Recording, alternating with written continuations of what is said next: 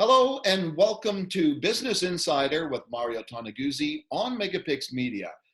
Joining me today is Simon Raby and Khalid Razak, who are with the Institute for Innovation and Entrepreneurship at Mount Royal University here in Calgary.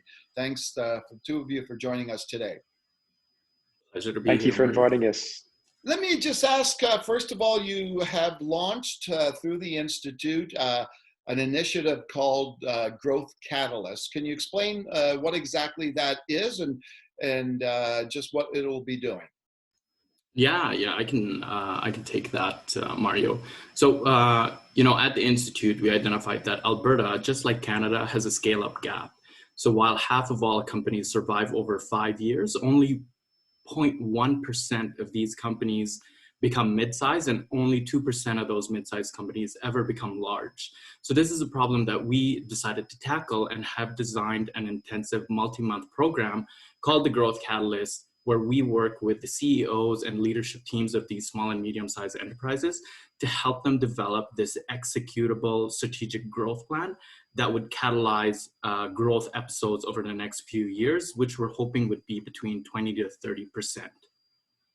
Okay, then. So tell me how it'll work, and in terms of the program itself. Sure, I'm happy to take that, Mario. So in terms of the program, it kicked off officially in November of last year. We've developed a program journey. So this is a program that ladders over a period of time. It's not delivered in discrete components. So we actually have researched a number of organizations and what essentially defines high growth within them, but how they achieved high growth. And we then distilled that down into key factors that we've worked with the companies on. So we call them the 7 C's, but basically we work through them with the compass, which is all around orientation in the marketplace. It's about strategy, think purpose, think vision. We also work with them on the coach, which is all around leadership.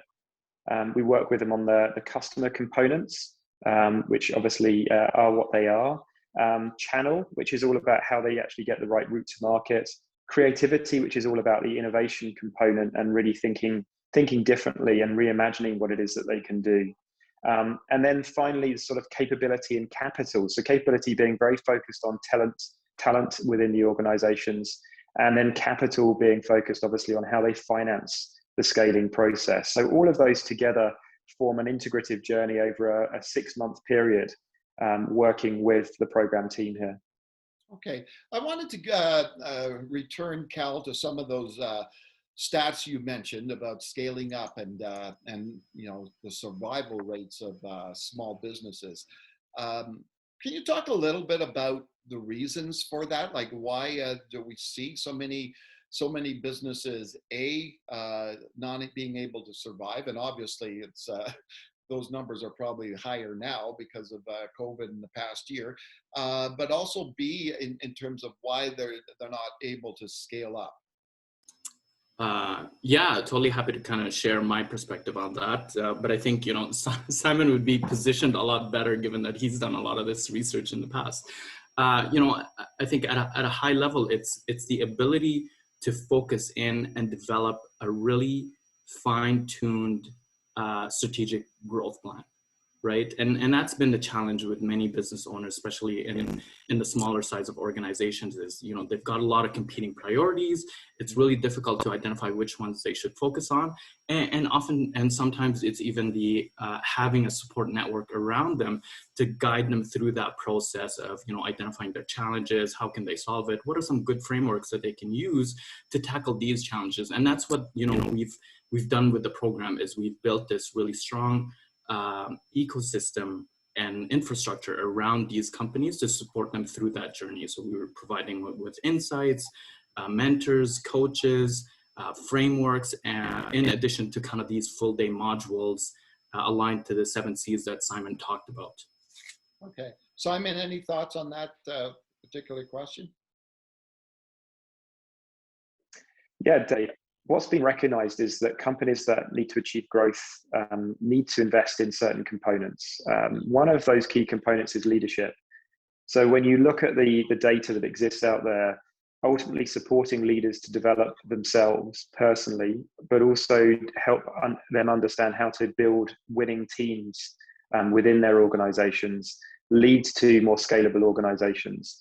You know, when we're small, when we're young, when we're micro-sized, we can do, as a leader, we can pretty much do everything ourselves. You know, we call them the jack of all trades entrepreneurs. But over time, as a business grows, you have to transition your leadership role, and you need to essentially release and delegate different roles within the business and build an effective team underneath you. So the leadership component is significant. It's one of the areas really where this program focuses, because we work specifically with what we call strategic growth teams. So whether it's a CEO nominating a strategic growth team or a CEO being part of that strategic growth team, that's a key component of it. Okay. Now, the first cohort of this Growth Catalyst are 6 Alberta companies. Cal, can you tell me what companies are in the group? Yeah. So we've got our first cohort, which we launched late last year in around November. The participant companies operate in a lot of different sectors. We've made a concerted effort to showcase the breadth of the Alberta entrepreneurial ecosystem, and pick companies that make gelato all the way to transportation. These companies, we've welcomed a lot of newer companies that are between the ages of 2 to 3 years old. And we even have one of our companies that, was founded in 1924, I believe, right? 2 of our 6 cohort teams are also female-led. And maybe to drop a few names, we've got, 4 Eyes Innovation. So they support athletes and are in the cycling space. We've got 4 Seasons Transportation that, transport children and individuals with physical disabilities.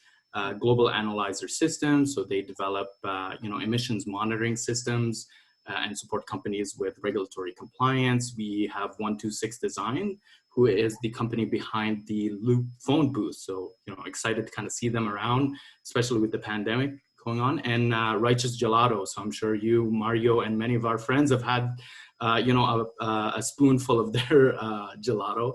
And then finally, we've got Stand-ins, who's been a hallmark in the Calgary, Alberta ecosystem for many years. So it's an amazing, diverse cohort, and we're super proud, I'd say, to kind of have this kind of these kind of names in our first cohort.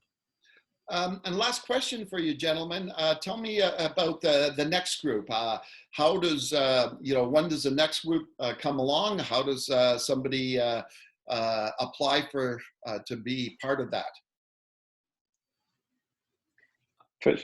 Yeah. Simon, do you wanna talk about closing, and then I can close out with where everyone can apply?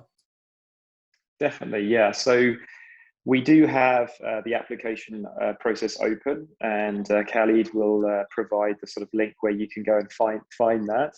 Interestingly, with the program, we actually didn't spend any money on the marketing process at all. So we relied solely on inbound inquiries, and we received a significant number of applications, around 40 in total, for the 6 spaces that are currently on the program. And those applications have kept rolling in. So it is a program in demand, and the application process for the next cohort is currently open. So we are considering organizations at the moment to join their next cohort. So Cal, if you want to just mention where organizations can go to sign up. Totally, yeah. So if anyone's keen on the program, our website is www.growthcatalyst.ca, and the applications are open for the next cohort.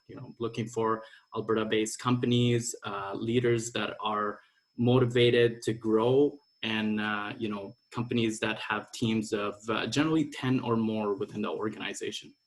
Okay, super then. All right, gentlemen. Well, thanks very much for joining us today, both of you. Thank you very much, Mario. All righty. That was Khalid Razak and Simon Raby, who are with the Institute for Innovation and Entrepreneurship at Mount Royal University. This has been Business Insider with Mario Toneguzzi on Megapix Media. Thanks for joining us today.